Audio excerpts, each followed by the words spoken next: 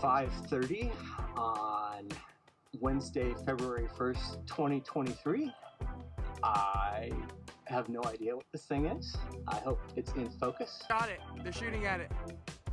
I swear. I told you that was a sound barrier. Oh my gosh. Something's falling.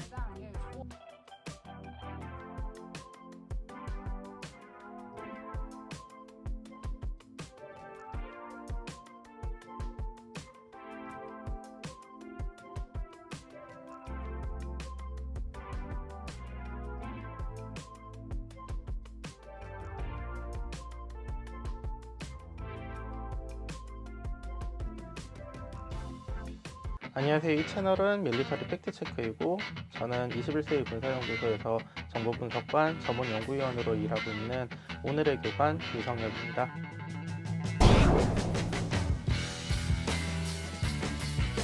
이게 풍선이라고 하니까 사실 사람들이 이런 걸 쓴다라고 생각을 할 수 있는데, 이거 기구나 비행선을 활용한 사례는 사실 아주 고전적인, 그리고 굉장히 오랫동안 이야기가 됐고, 그리고 앞으로도 사실 계속 이야기가 나올 수 있는 그런 형태의 자산들이라고 볼 수 있어요. 기구하고 비행선이 사실 하늘을 지배하던 시절도 있었습니다. 1차 세계대전 이전의 세월이라고 볼 수 있을 것 같은데, 어떻게 보면은 비행기 기술들이 아주 완숙된 형태가 아닌 시절에 이런 것들이 많이 활용이 됐었죠. 하지만 1차 세계대전과 2차 세계대전 사이 어느 시점에 각종 비행선의 사고라던가 아니면 비행선의 취약성 같은 것들이 많이 강조가 되다 보니까 최근 들어서는 그렇게 많이 군사적으로 활용이 되고 있다, 그렇게 보기 힘들 것 같아요. 남북전쟁이라던가 이런 시기에도 풍선이나 기구나 이런 것들이 활용이 된 경우는 굉장히 많이 있었지만, 가장 최근에 풍선이 군사용 목적으로 사용됐던 사례들을 보게 되면 주로 2차 세계대전 때 사례들이 많습니다. 2차 세계대전 때 영국 같은 경우에는 오퍼레이션 아우더드라고 해서 1942년부터 44년 사이에 작은 풍선에다가 인화물질을 달아놓고, 아니면은 그 철제 쇠막대기 같은 것들을 길게 이렇게 달아놓고는 풍선에 띄어서 올려서 보내는 이런 활동들을 했었어요. 당시 수십 실링 정도밖에 안 되는 비용이었다고 하고요. 이걸 현재 가치로 환산을 해보면 대략 한 100파운드 정도, 그러니까 우리나라 돈으로 한 15만원에서 20만원 사이 정도에 해당하는 그 정도의 비용으로 풍선 하나를 날릴 수 있었다고 해요. 그리고 이 풍선이 생각보다 영국은 굉장히 많이 보냈어요. 거의 한 10만 개 가까이 되는 규모를 보냈거든요. 이게 군사적으로 효과가 있었느냐? 있었답니다. 예, 왜 그랬냐면, 영국에서 이 작은 풍선들을 띄어서 계속 날리게 되면 유럽 곳곳에 갑자기 화재 같은 것들이 산발적으로 발생을 하는 거예요. 그러다 보면 산불이라던가 이런 것들이 발생을 하는지 안 하는지를 보기 위해서 산불 감시 인원들을 곳곳에다 배치를 해야 됐고요. 그것 때문에 인원 소모도 굉장히 많이 생겼고, 이런 일들이 계속 벌어지니까 독일의 루프트와페도 계속 이 풍선을 격추를 하겠다고 달려들고, 그러면서 인적인 동원을 계속 강요를 하는 거죠. 그리고 곳곳에서 전기가 끊겼대요. 풍선에다가 전도율이 높은 막대 같은 것들을 달아서 날려보내다 보니까 이게 전선에 딱 접촉을 하는 순간에 스파클가 탁 터지면서 단선을 일으키는 효과를 발휘를 했던 거죠. 당시 영국은 어떻게 보면 굉장히 아이디어도 많고, 그리고 이런 접근법에 대해서도 굉장히 좀 고민을 많이 하던 스타일이다 보니까 효과가 굉장히 좋았는데, 반면에 일본은 굉장히 좀 이상한 짓을 합니다. 일본은 1944년에서 45년 사이에 미 본토를 공격하기 위해서 풍선폭탄이라는 걸 개발을 해서 보내요. 그런데 문제가 뭐겠어요? 영국 같은 경우에는 도보 해협만 건너면 되기 때문에 굉장히 짧은 거리만 이동하면 되니까 풍선을 작게 만들어도 됐어요. 하지만 일본의 풍선폭탄 같은 경우에는 이게 미 본토까지 날아가야 된다라고 생각하고 굉장히 크게 만들다 보니까 비용도 많이 들고 정확도도 많이 떨어지는 그런 상황이 벌어진 거죠. 그래서 실제로 작전 결과는 굉장히 좋지 않았다라고 합니다.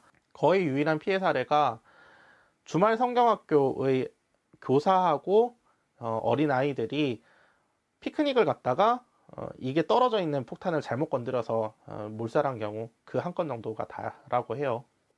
전후에 미국도 풍선을 군사적으로 쓸 수 있는지에 대해서 몇 번 검토를 했습니다.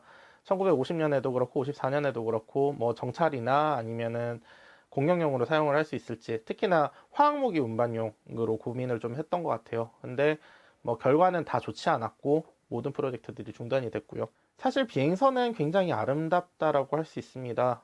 굉장히 커다랗고 굉장히 친환경적이고 뭐 그렇다라고 할 수 있는데, 비행선이 가지는 몇 가지 특징들 중에 하나가 굉장히 고고도에서 임무를 수행할 수 있고, 그리고 굉장히 저비용으로 운영을 할 수 있다라는 그런 장점들이 있어요. 그런 장점들이 있다 보니까 여전히 군사적인 목적으로 이 비행선들을 활용을 해볼 수 있지 않을까라고 생각하는 사람들이 있습니다. 그래서 뭐 소개해드릴 수 있을 만한 논문들이 좀 있을까 싶어서 관련 논문들을 좀 검색을 해봤는데, 미 공군 지참대 쪽에서도 논문들이 좀 나왔고, 그리고 미 해군대학 쪽에서도 관련 논문들이 좀 나왔더라고요. 이런 것들을 보면 뭐 이런 식인 거죠.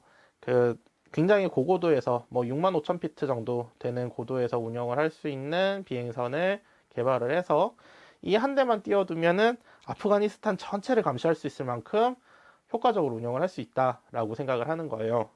보통은 이걸 감시정찰 자산이나 이런 걸로 주로 많이 생각을 하는데, 근데 이거보다 조금 더 나가서 이걸 근접 항공 지원에도 사용할 수 있지 않을까? 이런 아이디어들도 나온 바가 있습니다.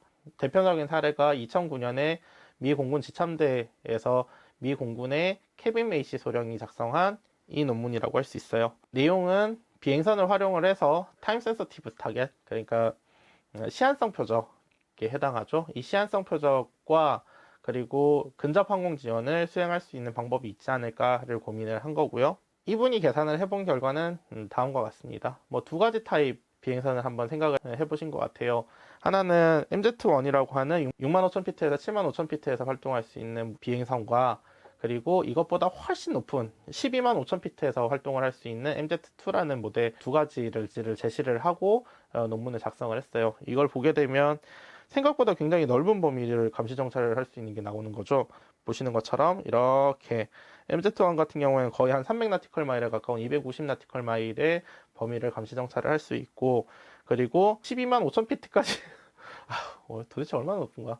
125,000피트까지 올릴 수 있는 MZ-2 같은 경우에는 이렇게 감시 정찰할 수 있는 범위가 370나티컬 마일이나 되는 이 위치까지 올릴 수 있는 거고요. 그리고 이 비행선에다가 SDB라고 부르는 단거리 활공형 포탄들이 있거든요. 뭐 대략 한 250파운드 정도 되는 물건들인데, 이런 것들을 사용을 하게 되면 요렇게 65,000에서 75,000피트에서 떨어뜨리면 50나티컬 마일 범위까지, 그리고 125,000피트에서 떨어뜨리면 이게 거의 뭐 한 85나티컬 마일까지 이렇게 날아갈 수 있다라는 걸 보여주는 뭐 그런 거예요.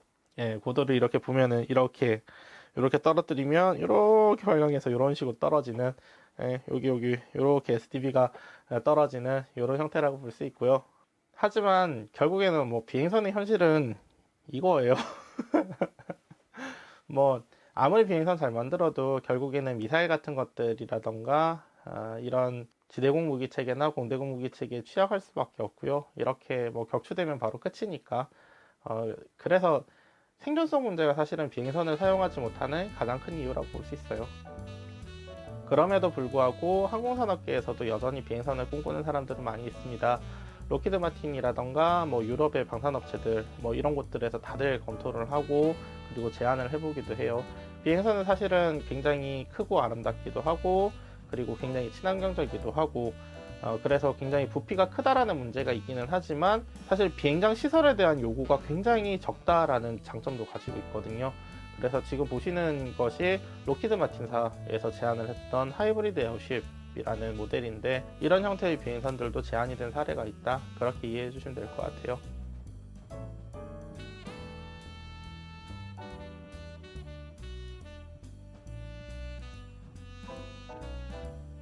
오늘 간단하게 이슈 앤 트렌드 같이 한번 해봤고요.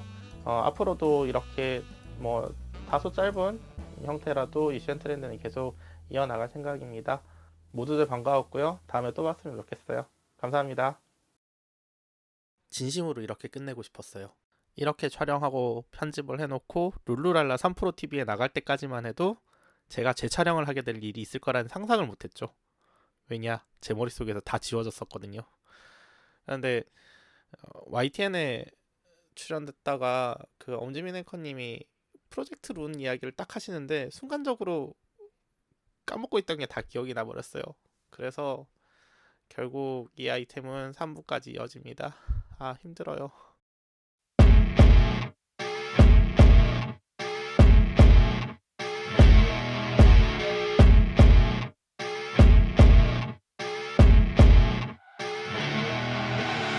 I see her rolling up, Uber black Cadillac, high heel boots and a sexy body full of tats. Baby's bad, oh baby's hella bad. After her there ain't no coming back. Wanna take a run at that. I think she's feeling me, turn it up a few degrees. My imagination of her body gets the best of me. Oh gosh, she's such a tease, bitten lips, bruised knees. I'm addicted to her, need her touching me, cause she got a bad little waist. And we tearing down this place off the liquor that we... 알림 및 경고문. 본 국방교육방송 콘텐츠에 대한 구독과 좋아요는 민족 중흥의 역사적 사명을 띠고 이 땅에 태어난 여러분들의 성실한 마음과 튼튼한 몸을 통해 자유와 평등을 지키고 민주 사회 구현에 필요한 뼈와 살이 되는 국방교육을 실현함으로써 조국과 민족의 부국강병을 이룩함에 큰 도움이 될 수도 있음을 알립니다. 국뽕은 정신건강에 해롭습니다. 깨어나세요. 용사여. 본 국방교육방송 컨텐츠를 시청함으로써 발생하는 정신적, 육체적, 물질적 피해, 불면증, 정서불안, 과대망상, 인성변화, 귀차니즘, 대인기피, 왕따, 식욕 감퇴, 관육부진, 성적 하락, 가정불화, 업무 능력 저하, 소득 감소, 직장생활 부적응 등등에 대하여 본 컨텐츠 제작자는 어떠한 책임도